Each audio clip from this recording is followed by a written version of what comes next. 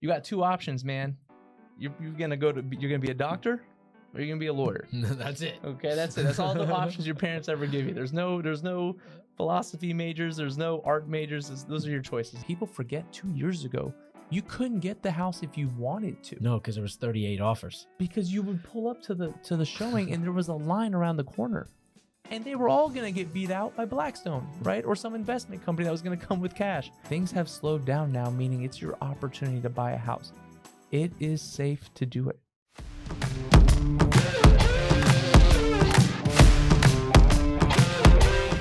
Hello, you beautiful people. Welcome back to episode 52 of Talking St. Pete. Wow, what a charm it is to make it to 52 episodes. We couldn't have done it without you, so thank you for everyone who subscribed, liked, and watched our podcast over the last year. I want to let you know that this episode is sponsored by Bogdan Homes. If you know anyone here in the greater Tampa Bay area looking to buy, sell, or invest in real estate, we're here to help. We're also sponsored by...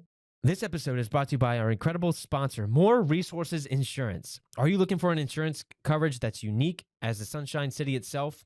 Look no further. More Resources Insurance is your trusted partner right here in St. Petersburg.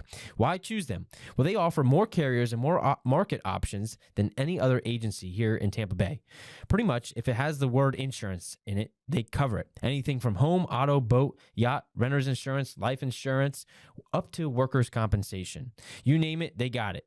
They hold a 5-star rating on all the places that you can leave a review online. And with over 16 years of dedicated service, they have been delivering exceptional customer service. Get your free quote at DaveMooreInsurance.com. That's DaveMooreInsurance.com. And now we're here with Patrick Chucri, a great St. Pete local and trial attorney. Patrick, man, you came in looking better than me today, which is hard to do, man. So I appreciate you showing up the way you did. I appreciate you. It's the daily uniform. Yeah, I get that. You're in front of the judges doing all the fun things in court. Every day. But you're born here in St. Pete. So I'm born and raised. In St. Pete. You're one of the rare breeds. Yes, sir. The unicorns. Yes, sir. Yeah. And it's crazy, when you're born and raised here, all you know are people born and raised here. Right. So for you, you're like, what do you mean I'm a unicorn? All my friends are from here. And everyone's never heard of someone born in St. Pete. Tampa now is probably becoming more and more of a place that people are born and raised. But yeah, growing up, it's all I knew. Yeah. So you've really watched this place transform. Man, you know what? I tell people this all the time because I work now in downtown Tampa, but still live in St. Pete. And growing up, we never went to Tampa.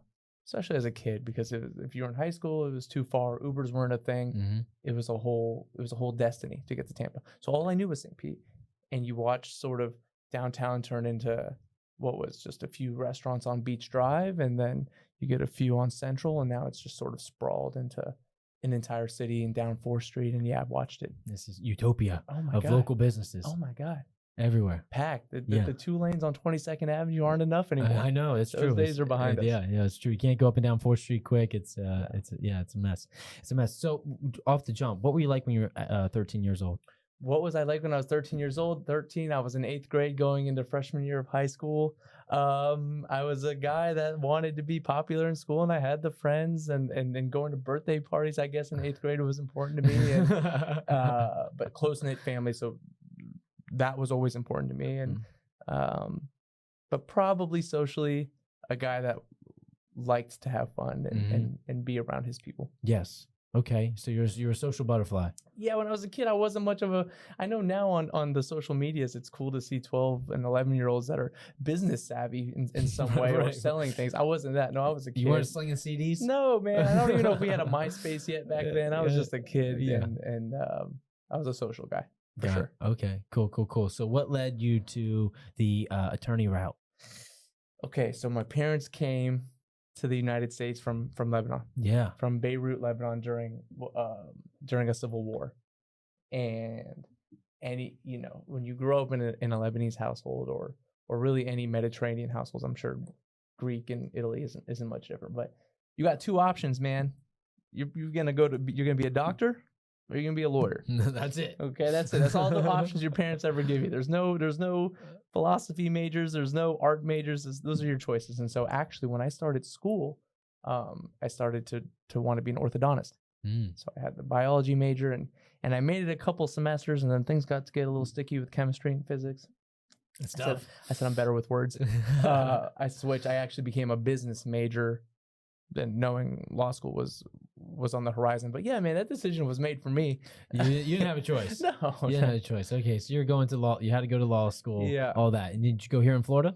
So I went to the University of Florida for undergrad. Mm-hmm. I stayed there another 3 years for law school. Yeah. Nice. Actually ended up doing my last year of law school in DC, an apprenticeship type of situation the school was okay with. I worked for the SEC, the Securities and Exchange Commission. Mm-hmm. I say that to people a lot, and they think I'm talking about Alabama football. Oh yeah. No, the Securities and Exchange Commission. I did my last year in DC, but yeah, Mm-hmm. I did Gainesville for all my years. Got it. Well, that's cool. That's Yeah, cool. So man. now you're a trial attorney. So for those who aren't familiar with law as much, like help break that down. What does that mean? What's your day to day look like? So there's usually going to be two types of lawyers. Mm-hmm. There's ancillary lawyers that do maybe a jack of all trades thing, but transactional, okay, those are people behind the scenes, maybe even more corporate lawyers, real estate lawyers. Those are attorneys that are going to be handling what it sounds like transactions. So contracts, Mm-hmm. any type of business documentation Mm-hmm. and mergers. Those are another way of saying it is they really aren't in the courtroom a lot. Mm-hmm. Okay, they're proofreading and drafting documents.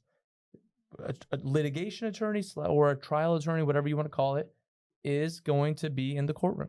That's what it entails as a that's the Super Bowl of a litigation attorney's case. Mm-hmm. The final result is a courtroom appearance.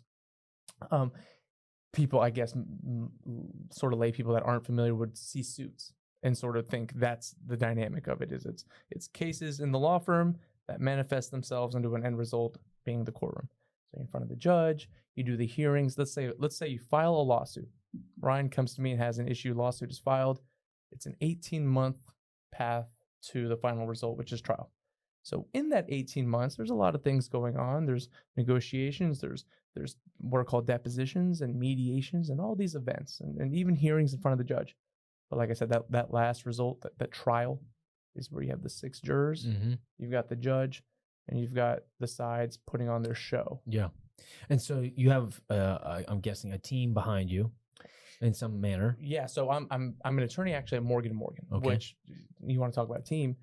The billboards probably spell it out even better than I can, but it's the biggest injury firm in the world. Mm-hmm. And so just generally speaking, as a team, the firm has almost 1,000 attorneys. Wow. And then staff is probably another 7,000, and they're in all 50 states. So in that way, there is a firm of a team, right, where people that know way more than me for me to run to in case some obscure detail or fact comes up. But then even at a more specific or micro level, I have a team of, there's 4 of us. Mm-hmm. So it's myself, obviously. I have 2 paralegals that have joined me and a litigation assistant. And the way it works at Morgan is we're basically our own law firm, sort of operating under the big umbrella of Morgan & Morgan. We've got our clients those are our clients day in and day out. They aren't being sort of passed around. I think other firms, you might get a passing of clients. Yeah. No, I get that. You guys, I'm your attorney. Keller Williams we're powered by Keller Williams. We have Bogdan Homes within that. So it's our team within that. Bingo. But we're powered by, we have that backing. Bingo. And so your clients, for when you're selling, they deal with you. Yep. It's the same with us. Got it. So when you have a new case come on, that 18-month they're working with your whole team. They're helping you build up this whole case. So that way, when it's showtime, you got everything that you need to go in front of the judge and the jury. Exactly. So once because I'm a litigation attorney, there's also sort of pre-suit phases of a case. I step in when the lawsuit is filed. And then from there, I am your only attorney. I'm your only point of contact along with my team. Because I'm in and out of the courtroom so much, my team is going to play sort of a pivotal role in client interaction and communications. And that's important to make the client feel well. Yeah. Feel better, right? Because the truth of the matter is it's all being handled by me behind the scenes in the courthouse and with the lawyers for the other side. A client, once they have a case that's filed, they don't have a whole lot they have to do. They really just sit back and let me handle it. There's going to be a few events that they need to show up for, but that doesn't matter because typically this client's life is turned upside down, right? They were driving through a green light, car runs a red light, T-bones them. herniates all the discs in their neck, or they lose their leg, or they have a traumatic brain injury. They, regardless of whether they're needed, they do need the interaction. Right. Because it's our job to walk them through and sort of guide them through what is a new life. Yeah. It will be a new life, bar none. When you see verdicts on Morgan's website or any firm's website of millions of dollars, that's because the jury has decided this injury is so permanently life altering that in the system we have, the only way we have to compensate is money. Right. That's it. I can't untraumatize your brain. I can't unherniate the disc in your neck. You're gonna wake up with a herniated disc. You're gonna have that every day for the rest of your life. Yeah. So what's one maybe common misconception or something that's not known when it comes into that world of personal injury or something like that, or like the most common thing that you see? The biggest misconception, and I think it's clear, and probably even I had it when I was younger, is maybe not all injuries are equal. Okay, you might have. So people might get upset with the sort of the world of personal injury in that, well, these are not all massive injuries, and why is everyone getting paid so much? It's increasing insurance rates. That's not how it works. I can guarantee you when an injury isn't so big or permanent, it's treated as such by the insurance company.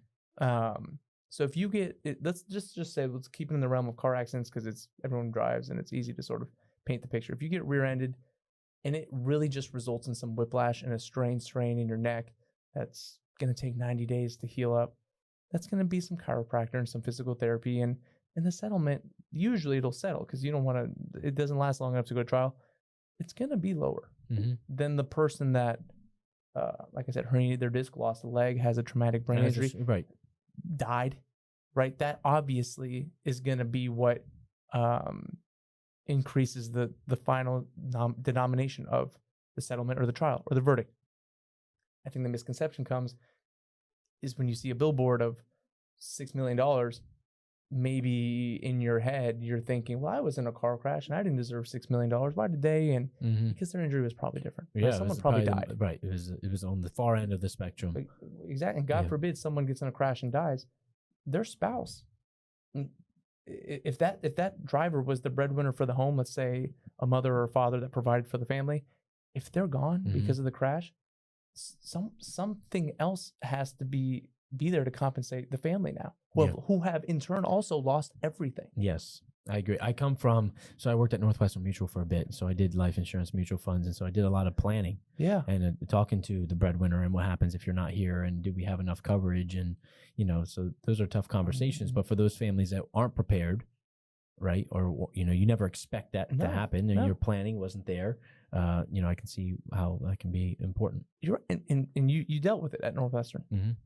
Most people don't think about it. No, they don't. Trust me, I had that conversation. I know that they don't. Yeah. And so if you don't, at Northwestern, if you didn't go sometimes and approach people, they've never thought about it in their life. Nope. Yeah. And until you explain it to them, they're like, well, yeah, I mean, who knows what happens tomorrow? Right. You're absolutely right. Yeah. So Florida drivers, what is going on out there? Like, you guys got to be, I know you're busy because you're an attorney in Florida. Yeah. Like, I don't know. Is there any record within Morgan & Morgan on states and driving accidents? So Morgan in and of itself, Morgan started in Orlando, was for a long time a Florida firm. They're in all 50 states now. Listen, I'll tell you, if I was guessing, Florida just simply being as populous as it is, and Florida having so many people not from Florida creates a mixture of driving styles, and driving customs and driving experience that maybe does result in people not seeing eye to eye or not having the same sort of understanding of roads, right? There's a lot in Florida. Another place that actually has a lot that people don't think about is Atlanta. Really? Atlanta has a lot. Well, it's so dense. It's dense, and there's some statistic. I think it's a crash every 3 minutes in Atlanta. So Atlanta's a big one. Obviously, New York City, another dense place. California is going to be a big one. But Florida, and maybe specifically, I think Orlando is maybe the top in the country. Wow. Where there are the most volume of crashes. And quite frankly, the biggest crashes, Mhm. the worst crashes, Yeah. the crashes resulting in the worst outcomes, because Orlando is such a highway influenced city, Mhm. which means higher rates of speed. Yep. You get someone on their phone not paying attention and traffic is stopped. That car turns into an It's not accordion. good. It's not good. It's Yeah, not yeah, good. It's not good. And we have to go out there for some trainings like almost once a month. It feels like, and boy, that drive to Orlando, just sitting there, you're crawling, dude. You're set at 16 miles an hour, You just are crawling with the traffic. Exactly. You're praying there isn't a crash somewhere on Yeah. that. Oh yeah, because but there always is. Yeah. Yeah. So to your point, you're right. Wow, that's crazy. That is wild. So, you've been here for a while. You've been able to watch the growth and development. You've taken advantage of that, as I think you told me you're in the upwards of like 18 homes. Yeah.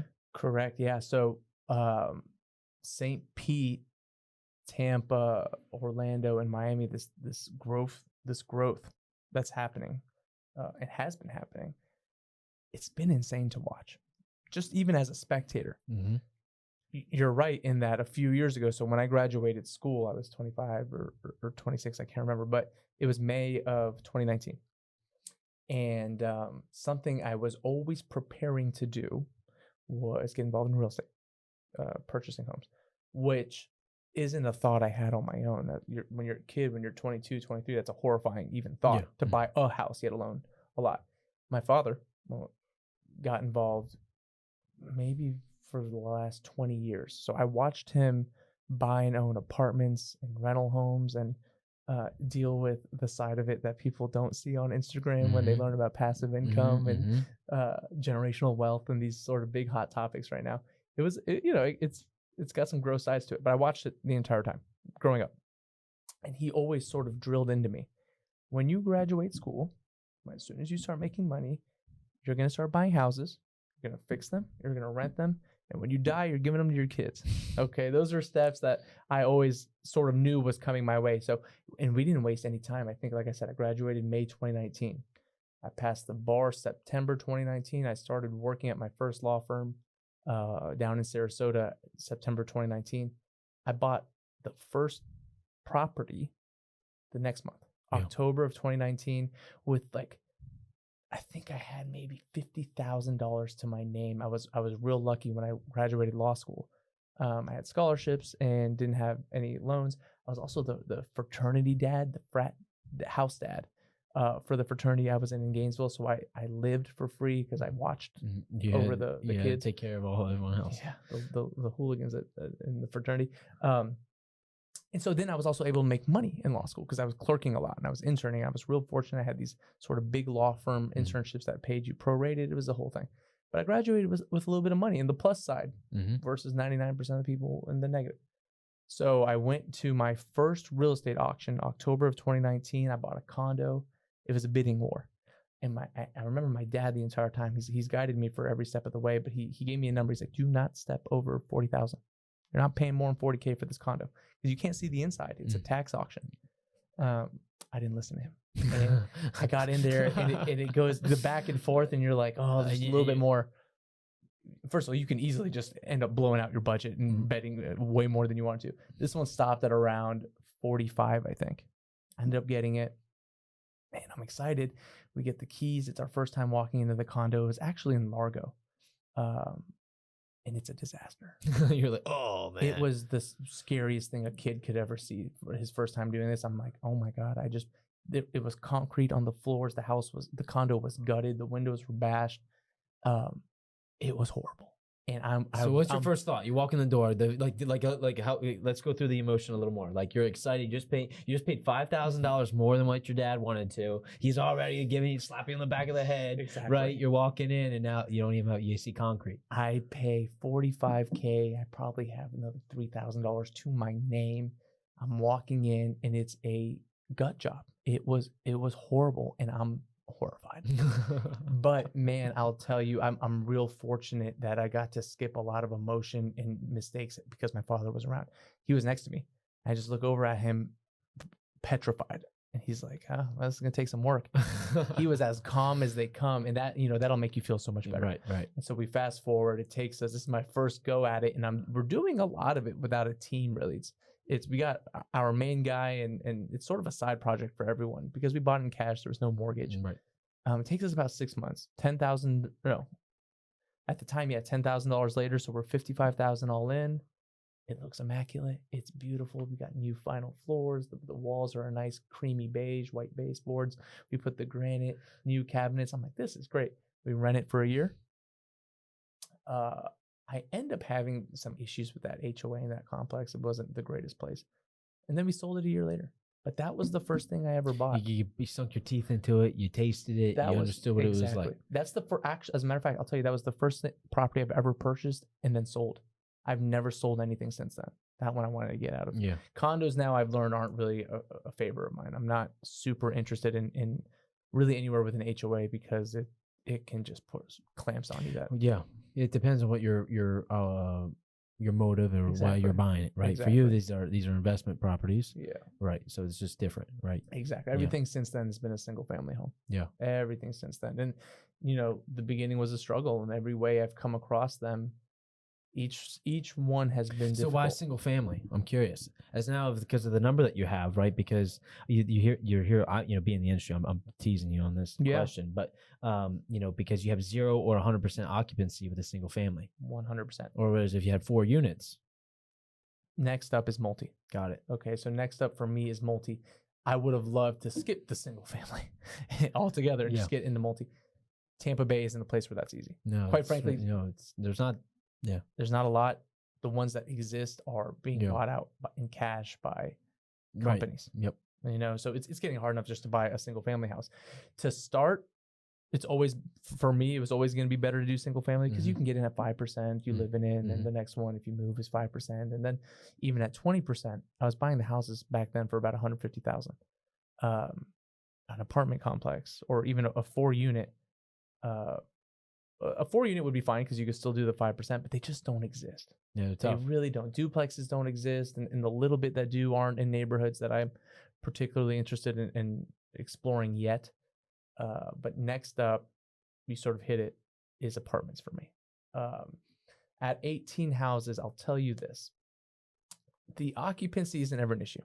They rent fast. St. Pete. Well, here of course. St. Pete, I've been lucky, man, and I got to witness. I own one home in Sarasota, and that's back when I was working in Sarasota. It was the first house I bought in December of 2019, and I bought it with the idea that I was going to live in Sarasota.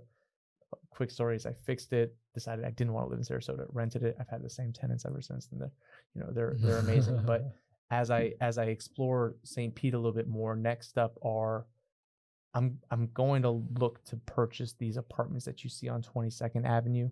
That sort of look like older apartments, right? They're not the new facilities that are basically buildings with spas and gyms. Mm-hmm. These are places that are they're outdoor entry apartments. Yep. The ones on 22nd Avenue are great. There's the batch by St. Jude's on 5th Avenue. Those are, for me, what I'd love to get into next. Mm-hmm. Now that I have the 18, and again, your timing is perfect with the question, I don't really intend on buying any more homes. Single family. I might just stop at the 18. I say that until the next one comes up. Right, so you find next deal. Yeah, that's the thing about investing. It's you got to just be ready to find it when the deal shows up. Are you ready to jump on it? You have to, because when you're not going to ever be ready. Mm-hmm. Especially when you're first starting, you're not going to be ready. I bought one 2 weeks ago, the last one I bought, and I had no intention of doing it. It just sort of popped up. The deal came through. The numbers were agreed on, and we did it. But I'll be honest with you, it was in the midst of me refurbishing a $1 million+ home in Placido Bayou, which I'm still currently doing. That house was bought August 1st, and it's another gut job. And so I didn't intend to buy the one in December, but like you said, when the investment comes up, sometimes you don't have the choice. Right. Well, and when you've built now, is you have leverage. Correct. Leverage. And that's one thing I'm always telling about people, right? Like, especially here in St. Pete, they're worried about what the market's going to look. Growth is happening. Equity will be there. I'm not even trying to speculate. I don't have a crystal ball. I can't say I'm not. Don't hold Ryan to this to say that he said, well, that market's definitely going up. But show me the data that says that it's not. You're absolutely right. And you guys are, your team here is even more involved on a day-to-day, literally on an hour-to-hour level than I am. You guys see it, the trajectories, the percentages, way more than even I do. I did not do this in the most savvy way. I have my buddies that were involved in it, and they've got the spreadsheets and the models, and we need this cap rate to be this and all. Man, did the projected rent pay the mortgage with a little bit to spare? Cool, let's do it. That's it. That was my Well, so to your point, Patrick, you said you're better with words, and like Right. you're the visionary, right. right. You're not the so there's the visionary, then there's like the execute the numbers people that are into the nitty gritty. I'm Right? not a nitty gritty guy. Yeah, I'll never lose the forest for the trees, or the trees for the forest, whatever the saying is. That will never be me. I will always, lucky me, I grew up in St. Pete, so I'm real confident in Right. St. Pete. Yeah. It's not a new place that I'm exploring, which is partly why I don't invest outside of St. Pete. I know it's, again, on the sort of social media sphere, it's real popular to buy in like Indianapolis right now, and Arkansas, and these places. I don't know how to do that. I have a buddy. I actually need to get him on here. He buys land all across the country, never sees it. That's scary. Never sees it. Flips it. But just land. Just land. There's nothing on it. Then beautiful. Yeah. What does he wholesale it? Yep. Yeah. Yep. I don't know enough to do that. No, I know. He has a whole, the amount of data that he has a whole system down on how he does it, but it is crazy. I love people like that because when I meet them, you can learn a lot from them. A guy that was a roommate of mine in college got involved in storage units. So he was like me when he graduated. He was a little more gutsy. He started buying fourplexes in Tallahassee college. But the turnover is crazy. It's every semester because you rent them out by room. He now, I think, is on his second storage complex, which sounds like a dream because the maintenance is zero. But how many? Does he have headaches? No, there's no headaches, right? Because there's no one living there. Right. They're just little sheds or garages or whatever they are. Now he'll fix them up and make them look nicer so that he can increase the storage unit prices. But there's never a water heater bust. Right. There's never an AC going out. Yeah. There's never the camera system might go down or the gate don't open. Maybe the security guard didn't show up one day. Right. But so that's an interesting thing that I never really considered. I'm more so now in 2024 have my eyes honed in on, like you said, the multifamily, and now using the equity, the leverage in the single family homes we have. Mm-hmm. It's time for some banks to give me some money. Yep. And so now, whether it's a mass refi when the rates drop, whether it's a portfolio loan that bundles them on all together, you got options now. You're in a great spot. You're in a great spot. I could sit here and talk about it all day, but for someone to hear from another voice, it's good perspective, right? Yeah, because I'm guided by people like you. Oh yeah, for sure. It was the realtors I was working with coming up because this is my side thing. Mm-hmm. So I depend a lot on people like you that are walking me through a house, telling me what the projections are. Man, the interest rates are high. I know things are tough for people, and I know you face these questions more than anyone. I'm still buying if I can. I'm glad you said that. For anyone listening right now, and you're like, I'm waiting for rates to come down. Here's what I tell you. If you can afford it, you want to buy right now. Right. And here's why. There's a good reason why. There's so many people sitting on the sidelines on their hands, and they're waiting for the mainstream narrative to say that rates are down. Doesn't even matter what the percentage is because we're just listening to headlines. Headlines say rates are coming down, rates are down, rates are down, rates are down. Oh, now everyone's coming back into the market. So we're at a low time supply still here in St. Pete. Basic supply and demand tells me when more demand shows up, what has to happen to price? It's going to go up. Has to go up. It's going to go up. Has to go up. The bidding wars will start again. All that will begin. And you can't refinance your purchase price. And it'll affect your payment more than the interest rate. Yeah. That purchase price going up a little bit more will affect your payment more than the little bit of an increase in interest right now than it will be later. You're absolutely right. Everyone's sitting on. People forget. We have such a short-term memory. People forget 2 years ago you couldn't get the house if you wanted to. No, because there was 38 offers. Because you would pull up to the showing and there was a line around the corner. And they were all going to get beat out by Blackstone, right? Or some investment company that was going to come with cash. So it was insane then. Mm-hmm. Things have slowed down now, meaning it's your opportunity to buy a house. It is safe to do it. Because like you said, man, the interest rates are going to cut a projected 6 times in 2024. Mm-hmm. You'll chop your interest rate down later on. Get the house now, so long as you can afford it. Do the budgeting. Yep. I would buy it now, and specifically, I've been saying this now for a year. We're in 2024, Q1, March, January through the end of March is going to be your real last chance. Yeah, I believe so. I think after springtime. from what I've been hearing. I think That- spring, summer, just for us, for those people rushing back, that's when it's going to happen. I think. Summer's inherently busy for you guys, Yeah, right? It's inherently everyone's the out of busiest time. school. The kids are out of school. People are looking for homes. It's easier. We're saying the same thing. You pair up your busy season of summer with interest rates finally starting to hit nice lows in summer. And lows, it won't be what we saw before. Never. No. We're going to have an economic recession bad, right, to go back to those types of interest rates. So I don't think that's going to happen. The days of the 2% are gone. I saw a funny meme the other day, and I'm a big meme guy. I send them to the guys all the time. But there was one that said, my biggest financial mistake was being in the 8th grade in 2010 instead of buying real estate. Right. Because, man, those days aren't coming back. No. Even the homes that people have now that are classmates of mine with 2.9s and 2.8s. It's free money. Yeah. Not in the foreseeable future. Have you ever read the book, The Psychology of Money? I have not. I was just listening to it, I think yesterday or something. I can't remember, but it's towards the end, and he's saying how, financial markets in general, they're unpredictable because of human behavior. Human behavior is unpredictable. Sure. In physics and science, we can predict and everything else, right? They launched like a satellite or something all the way out to Pluto. It took like 9 years to get there. They measured it and got it down to its arrival time within a minute, over 9 years, all the way out to Pluto, 9 million miles, something crazy like that. 99.9999% accuracy, NASA. Our financial institutions can't do that with the market. What's the difference? Human behavior.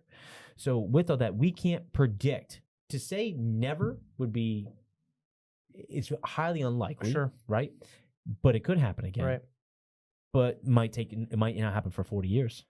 Right. It won't happen at a time relevant to someone trying to buy a house right now. So to think on that, you're still think all the opportunity that's being missed out on because someone's making money. Why? Especially if you're renting, right? And again, I keep referring to the social medias because I keep seeing the content creators, the real estate folks on the social medias. It's getting boring now to just say buy and invest. So now the new sort of popular thing is, well, just rent because it'll set you apart. Well, how do you feel about Grant Cardone? I don't really like Grant Cardone. I don't know the guy personally, but the philosophy, his narrative. We're just talking about his narrative. I don't love it because I think he gives out advice and a potential plan that benefits people like him. Oh, dude, I'm so glad you said that. So he's telling Grant you, Cardone is telling you to rent because he owns most likely that apartment building. He owns the apartments of Florida, so rent for the rest of your life. Yeah. Why? And whenever I'm listening to someone like Grant Cardone tell you to rent for the rest of your life, I'll watch the whole video because I got to hear the punchline. Tell me the why. What possible reason can you have to tell me it's better to rent forever than paying off someone else's mortgage than building equity in my own home, enjoying the prideship of ownership, first of all. Mm-hmm. And it always sort of circulates back to, well, it gives you freedom, right? You, with a house, you can't really move whenever. What if you want? And that's insane. Mm-hmm. You can sell your house in 2 weeks then if it you want. dovetails into Robert Kiyosaki's perspective that your home that you live in is a liability, not an asset. And I am more warm to that idea. I am more warm to that because, in a way, what he's saying is you're paying for your house every month. It's not paying you. But he also misses the equity you're building in that house. It's not paying you month to month, but it will at some point. I'm going to say it for the 10th time. Another funny meme is this video of older folks dancing in sort of a retirement home. And it's when Bethany sells her home that she bought for 7 raspberries in 1970s, and when she sells it for $3 million today. Yeah, she got paid at some point. She got paid. It didn't give it to her sort of in a monthly cash flow. So he's more correct typically in owning assets than trusting assets more than cash. Yeah. Where I agree with that is, and this goes back to that book. If you haven't read Psychology of Money, the author does a fantastic job. I can't remember who it is at this moment, but in that all of our risk tolerances are different. Yeah. And at the end of the day, it's what's going to help you sleep at night. Right. Some people they're not looking for the biggest return. They like a modest life. They want to live well below their means. They want to have their house completely paid off in cash because they don't like the idea of having that payment. And that's what's going to help them sleep at night. Whereas from a financial decision, is that the best move? No, but from a psychological peace decision, it is for them. And so that goes like for anyone, if you want the best financial advice, it's going to be to leverage your money, right? And use the bank. Buy what you can, build the equity. You put $100,000 down into $1 million property. It appreciates by 10% over the year. Right. You just double your money. Right? And you just said it. There's because of that, because of people's differentiating sort of psychological desires, there really might not be a right answer, because you have the Dave Ramsey financial advice type, which is never borrow money, ever pay everything in cash and never have debt. That will work for some people that maybe are irresponsible with money to keep them safe forever. You'll never have debt issues if you follow Dave Ramsey. Do I think you'll ever be rich? No. But if that's not a desire of yours, then you don't care. You just want to be safe and you want to be comfortable. That's what. Do you sleep well at night? That's what it is. I don't sleep well at night because I'm always got 10 million things going on, right? So my mind is always occupied. But that's what I desire. Yeah. I desire the sort of, I don't want to say flamboyance, but I maybe do require a little bit more than just a no debt life. I'm a little bit of a spender, and to sort of hedge against leveraging that. The houses have helped me, man. I was buying them in 2020 for $150K. They're $350K now, and it cost me $15K at the time to buy the house. So $15K turned into $200K in profits. You can't do that anywhere else. And I've tried the stock market, man. I'm so bad at it. I picked the wrong stocks. I'm a house guy. I'm a real estate guy. Yeah. Well, 80% of the millionaires in the United States did it through real estate. And it's the safest way. It's the safest way. No matter if it's Akron, Ohio, or Los Angeles, California, the trajectory is always up. Are there dips year to year? Maybe. But just hold on. Just like you would a stock from Apple or JP Morgan, you hold on. And the cool thing about the house is you get to live in it. Yeah. And the cool thing also might be if it's an investment, it pays you monthly. As long as you're cash flowing. As long as you cash flow. I have the one I bought a couple of weeks ago. It will cash flow $50 a month. Barely anything. I am barely breaking even because my interest rate was 9.25. It's an investment loan. And this is just before they dipped. Remember, they touched 8%. Yeah. So they touched 8%. I bought the house. My interest rate is 9.25. It cash flows $50 a month. But Patrick, what if the water heater goes out? Then we got to have reserves that come from the other houses that are cash flowing and from your job, right? Like you have to be able, and that's true. You don't do anything stupid. You have to be able to afford those issues, because when you're cutting it that close, I wouldn't recommend someone starting out cut it that close. But we've got 17 other houses that are cash flowing $1,000 a house. We'll be all right. When we refinance it, then we're back. We're in business, and we cash flow our nice $400 to $500 per house, and we'll keep it moving. But right now, I think I bought the house for, like I said, $300,000. I couldn't pass that up. It's in right near 4th Street. That's not a price I'm going to see again. Right. I know, just like we won't see 100K houses anymore, and you won't see houses in the 200s. It is real close to being. Yeah, I'm glad you're bringing that up. Talk to me what you think from what you've seen. Being a native here, what's St. Pete look like 5 years from now? What it looks like 5 years from your perspective, what you know of, from what you see and all that, what do you think it looks like 5 years from now? It will look like a homier, smaller Fort Lauderdale. That's what St. Pete is headed towards. And Tampa is sort of headed towards the Miami trajectory with the business development and the wealth sort of pouring into it. We are all 5 years is a short period of time to where you can maybe project what you see and the development of the condos downtown and the restaurants and the events and the Super Bowls and the sports and the money. The money is pouring in. That can't be stopped. What you're real close to also seeing in maybe 10 to 15 years are $8 million houses on Bayshore and $6 million houses on Bayshore and $1 million starter homes. And for anyone that thinks that's insane, that's what happened in LA. LA is that now. Just like you'll hear people say, I would never go to California, it's too expensive. That is about to be the case here. A little bit different because we don't have the state income tax. It's more affordable in that way, it's more affordable in a lifestyle type of way, an income type of way. But the homes are about to rival New York and California. Miami is the new financial hub of the country. It's not New York anymore. Yeah. Well, even here in St. Pete, ARK Investments came here. it did come in, and Tampa Can't- just brought in something on par of Tesla going to Austin, something big. Yeah. The more that happens, the more high-paying jobs and students that are recruited from MIT and Harvard It's come in. inevitable. It changes fast. It changes overnight. And I do feel bad, right? I feel bad for some of the people born and raised in St. Pete that are slowly seeing themselves get moved out or pushed out involuntarily because it's expensive. Listen, we've been talking about home prices go up, you and I, this whole time.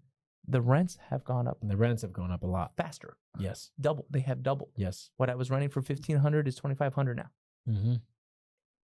Part of it is a sort of capitalistic view of making as much money as you can. But supply and demand. It's basic it's economics 101. And brother, apart from that, I can't control a few things. I can't control that the insurance rates have tripled. Yes.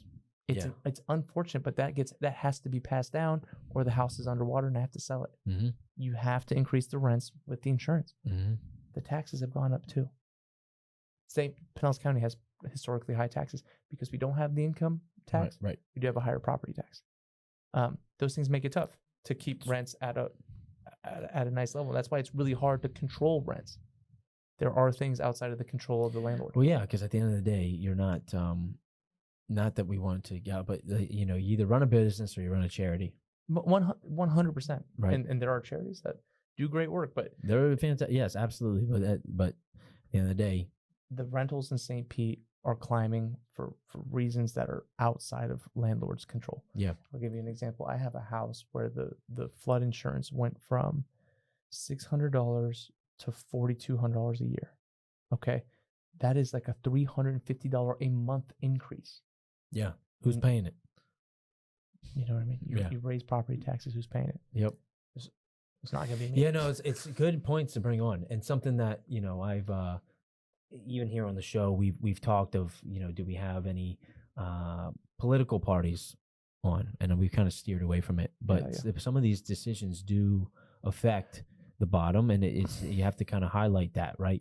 And I think even this year we're opening up our voice a little bit more to share our opinion, as we are having a little more of a spotlight. And I think as a Talking St. Pete can help direct where St. Pete goes. Listen, there's always on any side, there will always be consequences to a decision. Mm-hmm. Either side. There are some places, just business wise, where the results are obvious. Okay, California and New York and Massachusetts and places like that have sky high property taxes and sky high income taxes. There are effects to that. There are consequences of that. What's the right way to go about things? I'll let the podcast and you guys sort of direct that as you grow, but Florida. But I don't have the answer. Right, I don't either. I don't know. The only thing I know is I can just have a lot of conversations with people, and we can collectively, right? Right. I'm reading this book right now. 10x is greater than 2x. Yeah. Okay. And actually, I'm gonna pull my notes up. Andrew, are we good with the camera? We're good. All right, just checking. And we're gonna have to wrap stuff up here shortly, but I want to read this to you because I want to get your thoughts on it because you're a smart guy. Let's see. I'll notes here. So if you haven't read the book, 10x is easier than 2x. I highly, highly, highly recommend it. Where is it? So it's talking about how make your mind bigger than your brain. And so I'm hearing that, right? I'm like, what does that mean? Make your mind bigger than your brain. So use your brain to access other people's brains. Your mind is a total capability of accessing other people's minds. And I was thinking about that. So how do you do that? It's two really good questions. Is that what that's it. Like how do I access your brain? Yeah, because I guess I'm not going to just divulge it without a prompt. Yeah, it's all in the questions that you ask, and so you'll learn so much. And through this show and just in general, we talk to a lot of people every day. Yeah. The more you can dive deeper into someone else's brain, you can kind of piece together. Okay, what's going on out there? What's happening? What's all this knowledge? Where's this coming from? You make this universal unconscious. You have a unique experience where you sit down with people that you might otherwise never meet or talk to that are from all these different walks of life. And I've seen probably the last 40 that you've done. And one of them was a girl I went to school with. Shadow Carrington. Carrington Kilcrow. Yeah. She's one of the best yoga instructors in town. But it's in a similar way when I started getting involved in the trials, when you have a jury pool of 30 random people and you're sort of trying to navigate who sits on the jury, you realize in that moment, outside of your social circle or your bubble that you're in day to day, how different people are. You don't realize it until you have 30 random lottery selected people that simply have a driver's license and that were picked, and you've got young, old, you've got races from every perspective, every mind, everything you can imagine is in that 30 people. What's important to one couldn't matter less to the other. What one person has experienced, one couldn't fathom. And that's insane. That'll give you real quick, because we got to wrap up. Tell me like that, as you like you're in front of these people, yes, and you're getting them because you have a motive, yes, right, of a direction that you want them to decide on, yes, and now you're dealing with every different candy flavor in the candy store. Everything. You got some of the sweet, you got some of the salty, you got some of the in between, you got some crunchy, you got some chewy. Everything. I don't know where I came up with the candy analogy, but it just seems. But it's perfect. You walk into a candy store, you have unlimited options. Yeah. Okay. And you walk into society, you have unlimited types of people. Mm-hmm. And so tell me some of the things that you've learned about people through this experience of being a trial attorney.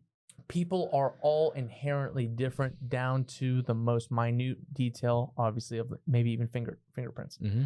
But there are general commonalities amongst most people in a region. Like a Hillsborough County jury is going to be different than an Alachua County versus Dade County and Broward County. There are similarities that almost all people share. Almost, right? You can never relative, but almost all people share, and a lot of it is going to be triggered on emotion. People develop different logical viewpoints, how they connect A to B, B to C, C to D, and how they arrive to conclusions. But almost all people in a civilized society have similar emotional triggers. If a young daughter loses her mother in a crash that involved a drunk driver, almost everyone in the room is going to agree that's a bad thing. Mm-hmm. It's a bad thing for the poor person that lost their life. And it's going to be probably even worse for this young girl that now has to grow up without a mother. We can all agree on certain things. So in life now, what I try to do is navigate people, whether it's deals or whether it's jury pools or judges or whatever it is, even friends. There are a lot of things that bind us together, that give us commonalities. A lot of the times I want to avoid the things that might be a little salacious or give us differences or give us rise to be upset with one another. You hear it all the time. Don't talk religion and politics with your friends if they don't agree. Because quite frankly, as adults, you're very rarely going to change someone's mind. Yep. You're almost never going to change someone's mind. You can have healthy debate, but that sometimes gets squirrely. You can have healthy debate if both sides are willing to debate. Man, but sometimes you got a person that really does want to debate and one person whose mind is turned off. I'm not hearing what you're saying. We are enemies. Yep. And that way that can be tough. The best thing to sort of bring people together is a commonality. Yeah. So you're always trying to find that common ground. Especially if I'm trying to win someone over. I got 6 people sitting in front of me that don't know me from Adam, and quite frankly are annoyed that I've brought them into this courthouse for 5 days. I'm missing work. My kids, I got to put them work. The court's giving me $15 a day. I'm hungry for lunch. Right. Yeah. At least typically with the car crash lawsuits or the premises lawsuits where someone's hurt at a facility, those are at least a little bit entertaining. You get somebody that gets sucked into a tax lawsuit. They're not happy to be there. Right. Yeah. You gotta try to keep them awake. No, I don't even want to be there. Yeah. I'm probably the lawyer there. That's how boring tax cases can be. But people are all different. The more you can wrap your mind around the commonalities that human beings have in your specific region. The United States has different values than the Middle East, than South Africa, than Europe. Hone in on your people, the people you're around day to day, and really get to know society. I tell people, in my opinion, emotional intelligence will get you the furthest out of any personal attribute you can have. I think loyalty is the most important attribute you can have as a person, but emotional intelligence, EQ over IQ, it will help you read any room. It'll help you read the realtor on the other side. Is he bluffing on the final call, or are they going to walk away? Yep. It'll help you read a jury. Emotional intelligence will keep you from making mistakes that are irreparable, blowing up and saying that one thing that you can't take back. Yeah. think it's the most No, important. no, it's good. And one more thing on that is I recently have had a few conversations of the difference between your thoughts and intuition, Mhm. right? I don't know if you meditate or anything like that, but I spend a lot of time in I meditation. probably should. I do not. It might help you sleep better. I think so. With all the thoughts and things that you got going on. But sometimes we identify with thought, and it's just a thought, right? We can watch it pass. We don't need to stick with it because if it comes, it can go, right? Right. And it's only becomes a part of our identity when our ego attaches to it, right? Sure. Ego is why you're Patrick, Sure. right? Without it, you wouldn't even know who you are. But there's this thing, there's intuition. And when we stop listening to our gut, it can become disconnected, Yeah. right? And so to this EQ point, a lot of EQ is intuition. You know, because I can have a thought about someone, but it's my intuition that tells me I shouldn't say It's that. that feeling. Yeah. And so the more in tune I think you are with your gut, the better EQ that you have. I think you're absolutely right because we can overthink things. Yes. We can overthink things to a detriment to ourselves. Oh, you can spiral. You know that feeling in a room. You can sense someone's energy from a mile away. Mhm. You can sense. Read the room. There is something in your stomach, in your Mhm. soul, telling you, I don't like this. Mm-hmm. You know what I mean? And that I think you're right. Most times is going to be, if it's not connected with your thought, it's going to be the prevailing feeling to follow. Yeah. I think, because there's been times you keep bringing up points that are perfect for day-to-day analogy. And when I was buying some of these houses, I was horrified.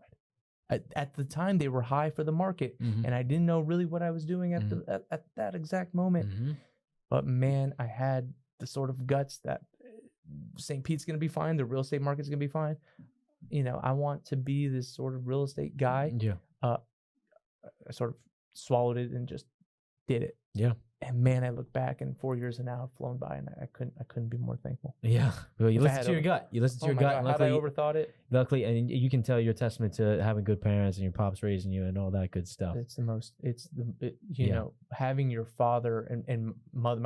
My dad worked our whole lives. And my mom, I have 2 younger sisters. She was with us in the day to day. Mhm. So my father was always the sort of masculine figure in my life, and sort of, I was scared of my dad my whole life because he was this, you know, real by the book guy. But my mother had the day-to-day, hour-to-hour, minute-to-minute interaction with us, the soccer practices and the swimming lessons and the school, and she was the nurturing Mhm. soul always. That dynamic was, it all it does is fuels in a kid confidence and security. There is a secure feeling I have where even at 30 years old, there's almost not a screw up I can commit where I can't run to the advice of my father. Mhm. You go through a life like that, and it sort of rings in your own mind how important it is to play that role if you have children or you're going to have children, what that will mean to them. Right. In the moment, you don't realize it. You think back and you know it'll be important for the future generations. It's the most important thing, I think. Man, there's some good, Dom, I hope you take notes. Some good bombs in here. So I ask every guest, Yes. where do you like to eat in St. Pete? Okay, you want my funny answer first? Yeah. My funny answer is Chili's. Oh, what? I love Chili's. You're the first person ever to name a big box. I am a rewards platinum the member. St. Pete local. Chili's. It's on Tyrone by Tyrone Mall, across from the Best Buy. The best server there is this guy named Rico. He's my guy. I'm a rewards member. I get the chips and salsa. I have the table in the corner by the bar. The honey chipotle Man, chicken. now crispers. you are like dedicated. I'm not kidding. Yeah, man. you got a Chili's If tattoo. I wasn't in the middle of this water fast, I'd be driving straight there. After this. Yeah. Probably the better answer. Bella Brava has always been my favorite restaurant. Nice. It's got this sort of mix of the perfect location in the center of Beach Drive. Mm-hmm. I love the menu. I love the hot honey pizza, and I love the carpaccio. And they've done this great thing of being able to be in a pretty expensive area for themselves and keep their prices reasonable. You've got other spots on Beach Drive that are amazing also, but it costs a little too much to go 2 nights a week. Yeah. To those spots. Bella Brava they've done this amazing balancing act. I know they've bounced over to Tampa also, and they've got a place there. But Bella Brava for me Is the That's the is spot. if I'm choosing a place I got to take buddies to in St. Pete, it's Bella Brava. All We're gonna right, sit outside. I like it. I like it. I like it. I like it. Well, Patrick, this has been a fantastic episode. I appreciate you been a sharing your pleasure. mind with us today and giving some insight in your journey of from your the trials in court and your real estate investing journey as well, and even your love for Chili's. I appreciate it, man. It's been a pleasure. And I sort of want to congratulate you guys. You've built something quick and fast and strong, and you're heading towards 100 episodes, it sounds like. Oh, we definitely are. Yeah, next year That's we got a awesome. whole thing planned. Couldn't do it without the team. They've definitely big help. So shout out Good for you to guys. all of them. Yeah, but yeah, thank you, man. Thank you, guys. It's been a pleasure. We appreciate Thank you. brother. If you're still with us, Patrick, one word that they should comment below if they're still with us. Subscribe. Subscribe. Ah, man, this guy. I got you. Someone give this guy a got you, job. buddy. Subscribe if you're still here. And if they want to follow you, Patrick, where should they find you? So anytime anyone needs a trial attorney, especially someone from Morgan's website is going to be the best place. Yeah, but how do they find you? I am going to be on Instagram at Patrick, pat.r.i.k. You can DM me if you ever need anything real estate related, trial, personal injury related, and again on the website, Morgan. Yes. Find Patrick if you need anything. We appreciate you. Thank you for being here, and we'll see you on the next one. Thank you. Dude, that was great. Man, did we fly by? Yeah. That was good. That was real good.